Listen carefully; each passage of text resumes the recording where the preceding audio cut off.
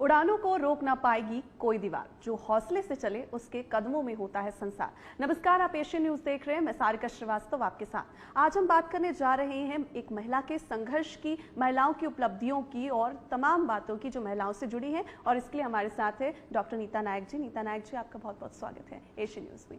सबसे पहले तो मैं आपसे जानना चाहूंगी, मेरा पहला सवाल आपसे होगा कि कहाँ से आपको प्रेरणा मिली, आपने इसकी शुरुआत कैसे की? वैसे तो मैं बचपन से ही डॉक्टर बनना चाहती थी। मेरी मदर की बहुत इच्छा थी कि मैं डॉक्टर बनूं और मैंने इनिशियल अपनी एजुकेशन मेडिकल फील्ड में ही तैयारी स्टार्ट की थी। मैंने 11th-12th इंदौर से किया। इंदौर इसीलिए गई थी कि वहाँ मुझे उस समय नीट नहीं पीएमटी बोला जाता था, तो पीएमटी की तैयारी करना है और खरे अभ्यंकर क्लासेस होते थे, तो मैंने वहाँ पे एडमिशन भी लिया था। चूँकि लेकिन उस समय इतनी सारी फैसिलिटी नहीं थी और अनफॉर्चुनेटली मैं नीट या पीएमटी बोलना चाहिए वो नहीं निकाल पाई। लेकिन मन में कहीं ना कहीं था कि डॉक्टर बनना है और सडनली मेरे लिए रिश्ता भी एक डॉक्टर से मतलब हो गई, रिश्ता भी ना तय हो गया, डॉक्टर मिल गए मुझे। तो वो एक कहना चाहिए ना कि एक दबी हुई ख्वाहिश जो होती है वो पूरी हो गई।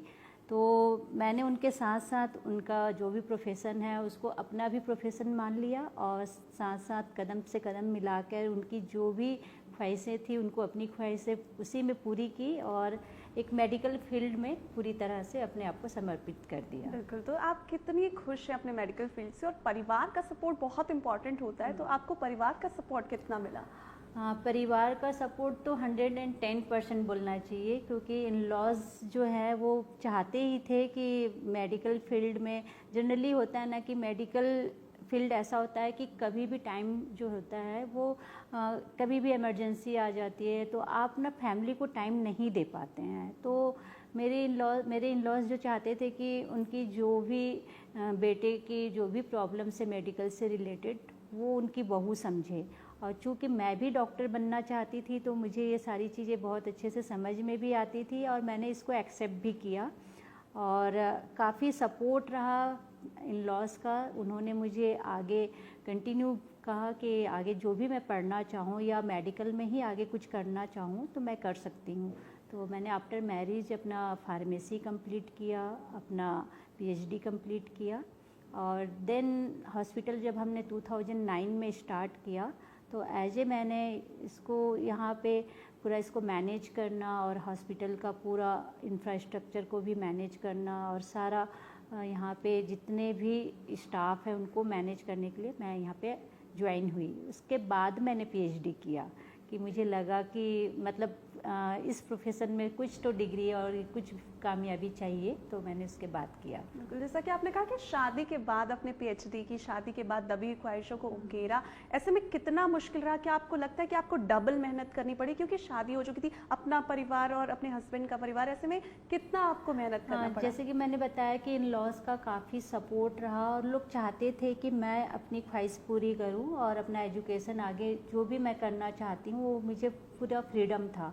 तो थोड़ा सा तो मैनेज करना पड़ा कि फैमिली के साथ साथ में सारी चीज़ें, लेकिन हस्बैंड का भी काफ़ी सपोर्ट रहा और पेरेंट्स का भी काफ़ी सपोर्ट रहा, तो सारा चीज़ मैनेज हो गया। बिल्कुल, चीज़ें तो मैनेज हो गई। आपको कितना एक्स्ट्रा एफर्ट डालना पड़ा? क्योंकि एक महिला होने के नाते और भी हमारी जिम्मेदारियां होती हैं, घर की जिम्मेदारियां होती हैं, हॉस्पिटल आपने जैसा कहा कि आपने ज्वाइन कर लिया था, तो कैसे इसे आपने बैलेंस किया? देखिए, ये बैलेंस तो लाइफ में हर टाइम पे करना पड़ता है। आप किसी भी प्रोफेशन में रहेंगे आपको बैलेंस करना ही पड़ता है, लेकिन आप जिस प्रोफेशन को चुनते हैं और उसमें आपको लगता है कि वो आपकी मंजिल है और आप उसको पाना चाहते हैं, तो बोलते हैं ना कि सारी रुकावटें जो हैं वो अपने आप हट जाती हैं। तो मेरे साथ भी ऐसे ही हुआ। तो मेरे लिए हॉस्पिटल नहीं था, काम नहीं था, ये मेरी मंजिल थी और मुझे इस मंजिल में बहुत आगे बढ़ना था और एक मुकाम हासिल करना था। तो मैं इसमें बढ़ते गई और फैमिली के साथ साथ मैंने अपने बेटे को, इवन मैंने क्लास 5th तक कोई ट्यूशन नहीं लगाया था, मैंने खुद उसको सेल्फ स्टडी कराती थी। मेरा मानना था कि बच्चे और मदर के बीच में जो ट्यूनिंग होती है, अगर हम उसको बचपन में अगर टाइम देते हैं तो वो बॉन्डिंग बनती है। तो मैंने मतलब क्लास 5 तक तो मैंने उसको पूरा सपोर्ट किया बेटे को, और टाइम निकाल के मैं इवनिंग में, नाइट में उसके होमवर्क्स और सारी चीज़ें कंप्लीट कराती थी। तो मेरा और मेरे बेटे के बीच में काफ़ी अच्छी बॉन्डिंग है। और देन सर ने कहा कि क्लास 9 से जब वो नीट की तैयारी में लगेगा तो फिर सर उसको टाइम देंगे। तो हम दोनों ने अपने बेटे को न पूरा टाइम दिया, क्योंकि टाइम ही एक ऐसा है जो दोबारा नहीं आता, और वो टाइम अगर आप अपने बेटे को, अपने बच्चे को दिए रहते हो तो कहीं ना कहीं वो बच्चा उस चीज़ को आपको रिवर्ट करता है, आपकी रिस्पॉन्सिबिलिटी और आपके फ्यूचर में आपके जो भी चीज़ें हैं उसको समझता है, और वो टाइम को आपको रिवर्ट ज़रूर देता है। वो मतलब समझता है वो टाइम की अहमियत को। तो सर ने भी उसको 4 साल टाइम दिया, मैंने भी उसको 5 इयर्स टाइम दिया। तो हमारा एक ही बेटा है, और सेकंड बेटे या सेकंड बिटिया के लिए हमने अपने हॉस्पिटल और अपने स्टाफ को ही माना, ताकि हम उसको पूरा टाइम दें अपने हॉस्पिटल और अपने स्टाफ को। तो इस तरह से हमारी जो सोच थी कि साथ साथ में फैमिली के साथ में, बच्चे के साथ में, और अपने पूरे स्टाफ और अपना जो हॉस्पिटल है उसको कैसे और आगे ग्रो किया जाए, कैसे और बिल्डअप किया जाए, मतलब एक बच्चे की फ्यूचर के लिए जैसे हम मेहनत करते हैं वैसे ही हमने अपने हॉस्पिटल के लिए मेहनत किया है। जैसा कि आपने कहा कि हमेशा आपको फैमिली का सपोर्ट मिला, इन लॉज का भी काफ़ी सपोर्ट रहा, लेकिन एक महिला और एक पुरुष के बीच हमेशा कुछ ना कुछ अंतर देखने को मिलता है। तो क्या आपको ऐसा कभी लगा कि महिला होने के नाते आपके साथ भेदभाव हुआ हो?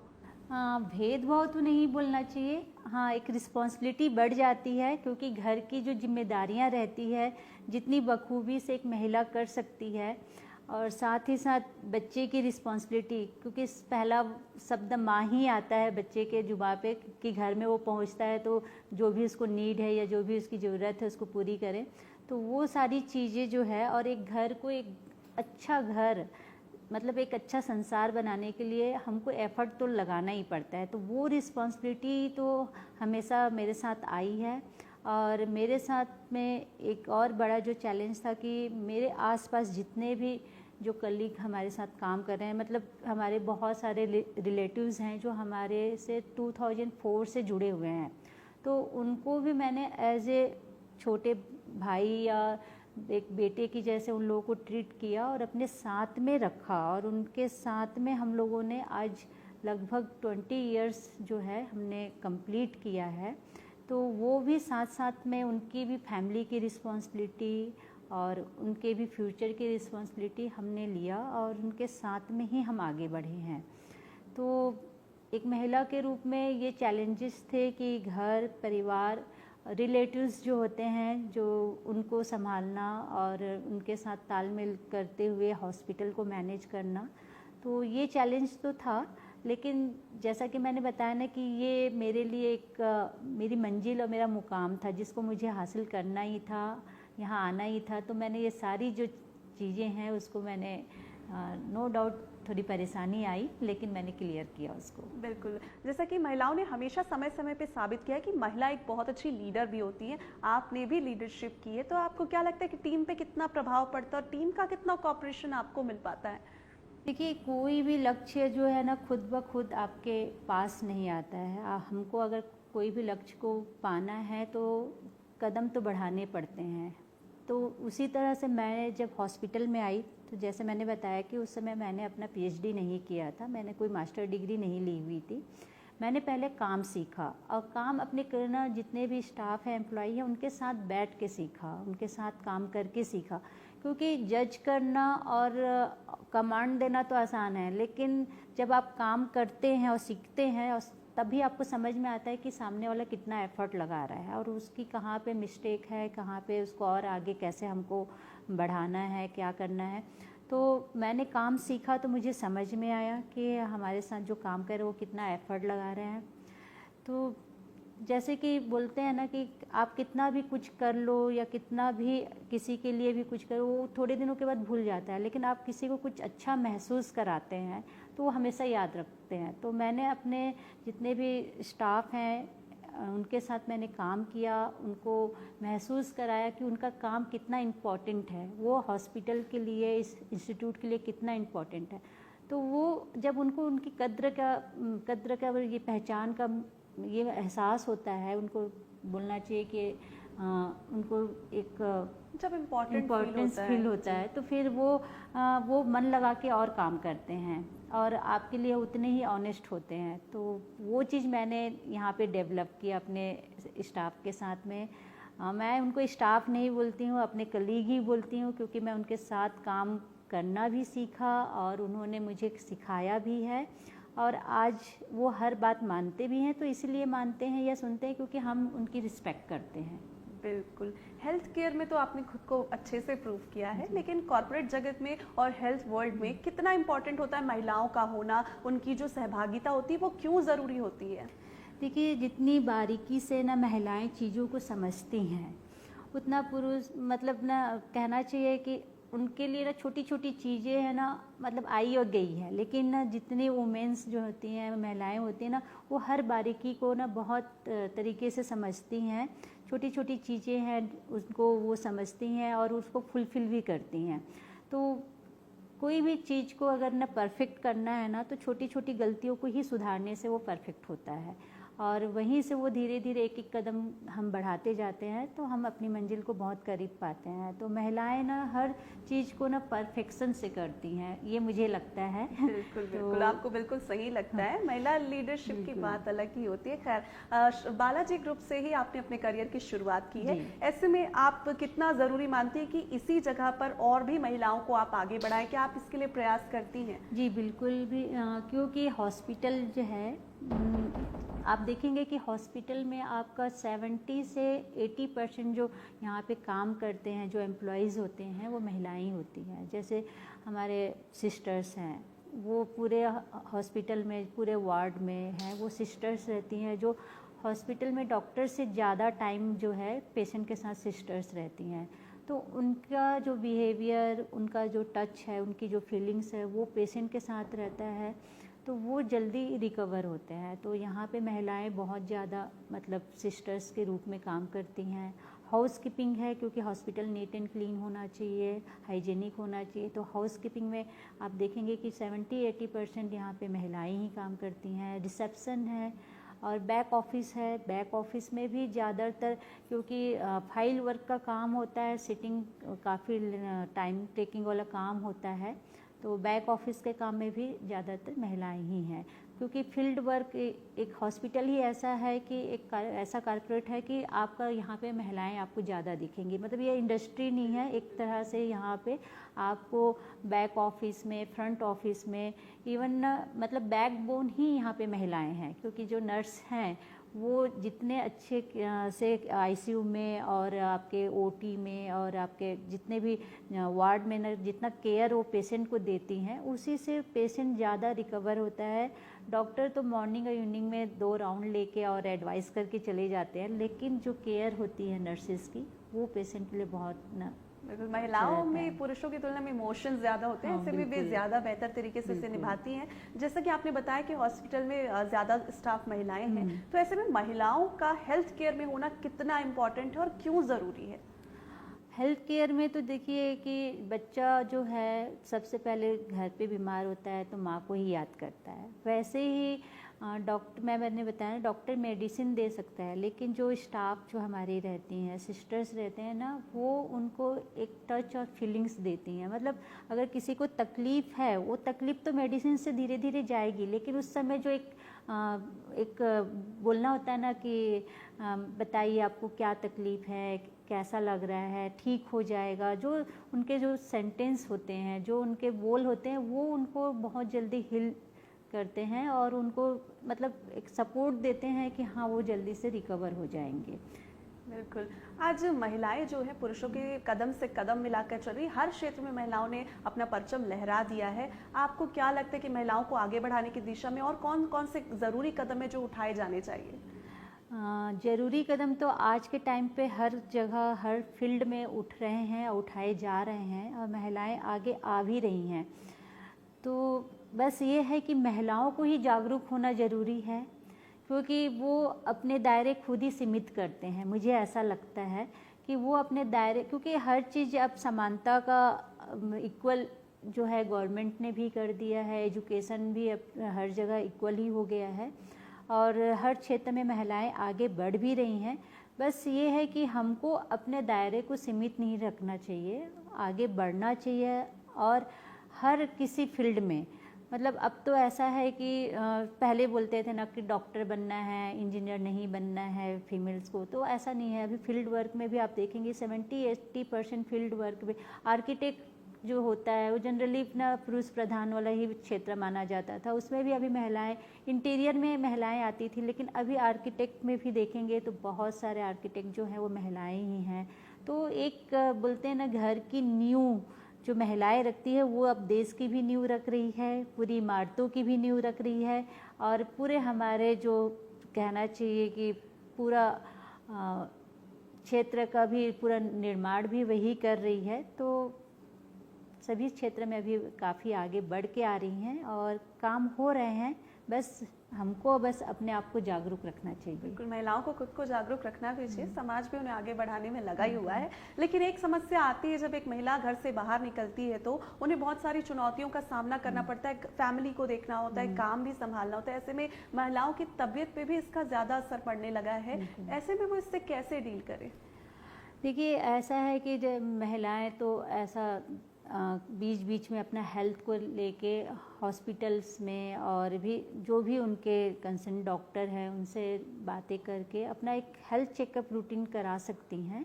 और काफ़ी कुछ स्कीम जो है गवर्नमेंट ने भी लागू किया हुआ है। हम अपने हॉस्पिटल्स में भी बहुत सारे हेल्थ चेकअप के स्कीम्स लागू किए हुए हैं, तो उसको बीच बीच में वो अगर आके लेती रहेंगी तो उनका हेल्थ के लिए अच्छा रहेगा, और कोई भी ऐसा हेल्थ से प्रॉब्लम है वो जल्दी क्योर हो सकती है। बिल्कुल, तो रूटीन चेकअप से बहुत सारी चीज़ें सॉल्व होती ही हैं। तो ऐसी महिलाएं जो अपने करियर में आगे बढ़ना चाहती है, बिजनेस में खुद को आगे देखना चाहती हैं, ऐसी महिलाओं के लिए आप क्या सलाह देंगी, क्योंकि खुद आप एक सक्सेसफुल वुमेन हैं? मैं बस यही कहना चाहूँगी वुमेंस डे पे कि हमें अपने दायरे को हमेशा बढ़ा के रखना चाहिए, सीमित नहीं रखना चाहिए।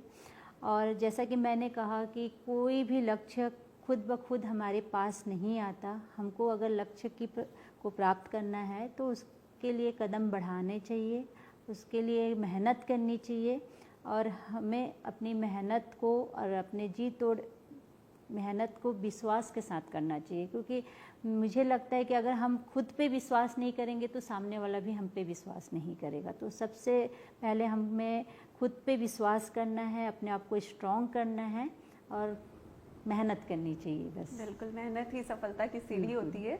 लेकिन ऐसी कोई घटना आपकी ज़िंदगी में घटी हो जिसके बाद आपको लगा हो कि यहाँ से एक नया अध्याय शुरू होता है, यहाँ पे एक बड़ा बदलाव आपने देखा जिसके बाद आपकी लाइफ का एक टर्निंग पॉइंट आया हो, ऐसी कोई घटना? ऐसी तो बहुत ज़्यादा अभी लाइफ में ऐसा कुछ हुआ नहीं है, लेकिन हाँ, जब हमारी मतलब मैंने अपने एजुकेशन पे फोकस कर रही थी तो मुझे लगा कि पीएमटी जैसी चीज़ जो है मेरे बस की बात नहीं है, मैं नहीं कर पाऊँगी, ऐसा एक बार लगा था। तो मेरी माँ ने मेरे को सलाह दी थी कि देखो ठीक है, अगर तुम इस परीक्षा में पास नहीं हो पाई या तुम सेलेक्ट नहीं हो पाई, लेकिन फिर भी जो एक मेडिकल फील्ड में जाना है, ठीक है, तुम उस फील्ड में नहीं भी जा पाती हो तो भी तुमको एज ए मतलब वुमेन तुमको आगे अपने करियर में इस चीज़ को ध्यान रखना है। तो मैंने वही चीज़ को ध्यान रखा और मैंने अपना मेडिकल फील्ड को हमेशा आगे रखा, और उसमें मैं हमेशा, वो एक टर्निंग पॉइंट था। अगर शायद मैं उस समय गिव अप कर देती तो आगे मैं मेडिकल को इतना इम्पोर्टेंस नहीं देती, कि मैं सोचती कि मैं डॉक्टर तो नहीं हूँ तो मैं क्या करूँगी हॉस्पिटल आके। अगर मैं ये सोच के घर पे बैठती तो हो सकता है कि आज मैं एक हाउसवाइफ रहती। बिल्कुल, आपने तो ये सही बात कही। लेकिन जैसे आपने बताया कि परिवार की एक महत्वपूर्ण भूमिका होती है, सलाह होता है उनका, वैसे ही दोस्तों की भी भूमिका होती है, वो बहुत अहम होते हैं। आपकी जैसे आप मैरिड हैं तो ऐसे में आपके पास एक लाइफ पार्टनर है, तो क्या लगता है कि उनमें आप अपना एक अच्छा दोस्त देख पाती हैं? बिल्कुल, दोस्त ही मैंने देखा है तभी मैं इतना आगे बढ़ पाई हूँ, और उन्होंने ऐसा ही समझ के मुझे, दोस्त से ज़्यादा उन्होंने मुझे एज ए स्टूडेंट जैसा मुझे समझ के मुझे ट्रीट किया और सपोर्ट भी किया, और मुझे हमेशा गाइड भी करते रहे। और गलतियां तो होती ही हैं, ऐसा नहीं है कि हमसे भी गलतियां नहीं हुई हैं। स्टार्टिंग में मेरे से भी बहुत छोटी मोटी गलतियां होती थी, तो एज ए उसको टीचर जैसा मुझे ट्रीट करके उन्होंने मुझे आगे बढ़ाया है। बिल्कुल। आप किससे अपना आइडल मानती इस क्षेत्र में? जब आई आपने देखा चीज़ों को, जब आप शुरुआत कर रही थी तो हम शुरुआत के वक्त में ऐसा सोचते हैं कि हम इन्हें फॉलो करना चाहते हैं, आपने किन्हें फॉलो किया? मैंने तो डॉक्टर नायक सर को ही फॉलो किया है। एक्चुअली क्या है कि मतलब ना माइंड में था ही मेडिकल फील्ड में आने के लिए। तो स्टार्टिंग में जब हमने 2004 में जब हम रायपुर आए लखनऊ से, तो उसके पहले एक कॉन्फ्रेंस था CMC बेलोर में, जो कि काफ़ी बड़ा इंस्टीट्यूट है। तो हम लोग वहाँ जब गए थे तब से सर बोलते थे कि हमको CMC बेलोर जैसा अपना खुद का हॉस्पिटल बनाना है। हम उस समय हमारे पास मतलब ऐसा खुद का एक क्लिनिक भी नहीं था और सर की ये सोच थी। तो मैं सोचती थी कि इतना बड़ा इंस्टीट्यूट मतलब कैसे बनेगा, मतलब हमारे पास एक क्लिनिक भी नहीं है, एक नर्सिंग होम भी नहीं है, अभी जीरो से स्टार्ट करना है। लेकिन मैंने देखा उनको कि काफ़ी पेशेंसली वो सारा चीज़ को डील करते हैं, पेशेंट के साथ भी, घर में भी, बाहर में जितने भी लोग आते हैं। कभी कुछ पेशेंट से रिलेटेड कॉम्प्लिकेशन होता है, वहाँ पे भी वो बहुत काम रहते हैं। तो वो सारी चीज़ें मैंने देख के मैंने सोचा कि मेहनत करनी चाहिए, पेशेंस रखना चाहिए और जो सोच है उनकी उस पे आगे बढ़ते रहे। और आज 15 इयर्स में हम लोग यहाँ तक आ गए हैं। बिल्कुल, जैसा कि आपने बताया कि शून्य से आप लोगों ने शुरुआत की थी, तो हम वही जानना चाहेंगे कि शून्य से जब आपने शुरुआत की तो बहुत सारे चैलेंजेस आए होंगे, लाइफ में ऐसा लगा होगा कि बस अब यहाँ पे चीज़ें नहीं हो पाएंगी, खत्म हो जाएगा। शून्य से लेके मैनेजिंग डायरेक्टर तक का सफ़र आपने कैसे तय किया? कितना चुनौतीपूर्ण था ये? काफ़ी ज़्यादा था, क्योंकि जो मेडिकल फील्ड है वो एक जनरेशन की नहीं होती है। इसमें हमारे जो मेरे इन लॉज जो हैं वो इंजीनियरिंग चीफ इंजीनियर थे एजुकेशन डिपार्टमेंट में, पापा जी। तो मेडिकल से कोई रिलेशन नहीं था, मतलब दूर दूर से कोई मेडिकल फील्ड में नहीं थे। मम्मी का मन था कि पापा जी को हमेशा देखते थे कि वो फील्ड में काम करते थे, वो डैम बनवाते थे, जैसे गंगरेल का डैम पापा जी ने ही बनवाया है, सोंडूर का डैम है, ये सारी। तो वो फील्ड में जब काम करते थे वो जंगल इलाके पे काम करते थे। तो मम्मी को लगता था कि उनके बेटे इंजीनियर नहीं डॉक्टर बनने चाहिए ताकि उनको आराम की ज़िंदगी मिले। हर पेरेंट्स यही चाहते हैं कि उनके बच्चे आराम की ज़िंदगी और उनको एक अच्छी सफलता मिले। तो ये अपना मम्मी ने ऐसा बच्चों को ना मोल्ड किया कि आप लोगों को डॉक्टर बनना है, और डॉक्टर साहब ने डॉक्टर की लाइन पे आ गए। मेरी मम्मी का भी यही था कि मैं भी डॉक्टर बनूं। तो कहीं ना कहीं ये जो कॉम्बिनेशन है वो मिलता था। तो ऐसे तो हम लोग ना काफ़ी संघर्ष किया स्टार्टिंग में, जैसे कि मैंने बताया कि 10x10 का एक छोटा सा रेंट पे लेके क्लिनिक स्टार्ट किया था 2004 में, और वहाँ पे नायक से एंडोस्कोपी करते थे। फिर उसके बाद से उन्होंने 2-3 हॉस्पिटल में अपना कंसल्टेंसी देना स्टार्ट किया। लेकिन जो बोलते हैं ना कि इरादे मजबूत थे और उनका दायरा काफ़ी बड़ा था, मतलब ना वो स्टार्टिंग वहाँ से किया 10x10 से, लेकिन दायरा काफ़ी बड़ा होने की वजह से हम बढ़ते चले गए। बिल्कुल, एक अच्छा सपोर्ट और संघर्ष करने के बाद आप इस मुकाम पे पहुंचे हैं। तो ऐसे में आज महिलाओं के लिए आप क्या विशेषकर संदेश देना चाहेंगे एशियन न्यूज़ के माध्यम से? मैं वुमेंस डे पे महिलाओं को यही कहना चाहूँगी कि आप जागरूक रहें और सबसे ज़्यादा कॉन्फिडेंट रहें, अपने आप पे विश्वास रखें। आप खुद पे विश्वास करेंगे तभी आप दुनिया को जीत पाएंगे, आगे बढ़ पाएंगे, क्योंकि सेल्फ कॉन्फिडेंस ही आपको बढ़ाता है, आपको मजबूत बनाता है। तो आप जिस भी क्षेत्र में काम कर रहे हैं उस पर आगे बढ़िए और सफलता हासिल कीजिए। Thank you. बिल्कुल, जैसे आपने बिल्कुल सही कहा कि सेल्फ कॉन्फिडेंस जो होता है काफ़ी इंपॉर्टेंट होता है। संघर्ष और मेहनत के साथ आप आगे बढ़ सकते हैं। तो आपने सुना डॉक्टर नीता नायक जी को, जो बालाजी ग्रुप की मैनेजिंग डायरेक्टर है। उनकी कहानी आपने सुना कि शून्य से शुरू करके आज मैनेजिंग डायरेक्टर तक का सफ़र उन्होंने कैसे तय किया है। एशियन न्यूज़ के इस खास एपिसोड में इतना ही। नमस्कार।